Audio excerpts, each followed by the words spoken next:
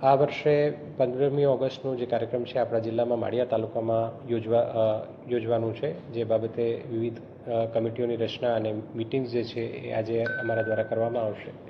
એની સાથે સાથ 14 ઓગસ્ટે વિભાજન વિભીષિકા દિવસની પણ ઉજવણી કરવાની છે, એટલે કે પાર્ટીશન રિમેમ્બરન્સ ડે.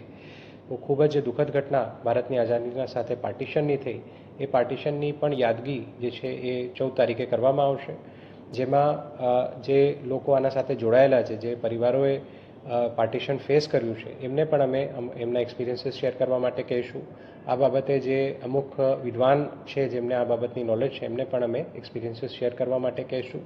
એ પછી એક કેન્ડલ લાઇટ માર્ચ પણ કાઢવામાં આવશે, જેનાથી આપણે પાર્ટીશનના જે હોરર્સ છે, પાર્ટીશનની જે દુઃખદાયી ઘટનાઓ છે, એને પણ આપણે યાદગી રાખશું.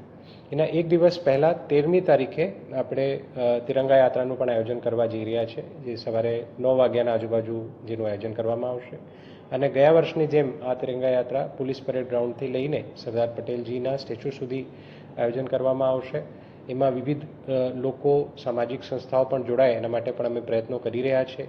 આપના મારફતે પણ અમારી વિનંતી છે કે આ જે તિરંગા યાત્રા છે એ આઝાદીને યાદ કરવાનો એક બહુ સારો મોકો છે. તો તમામ મોરબીના જનો, ડિસ્ટ્રિક્ટમાં રહેતા તમામ લોકોને મારી વિનંતી છે કે આપ લોકો આ તિરંગા યાત્રામાં મારી સાથે જોડાઓ.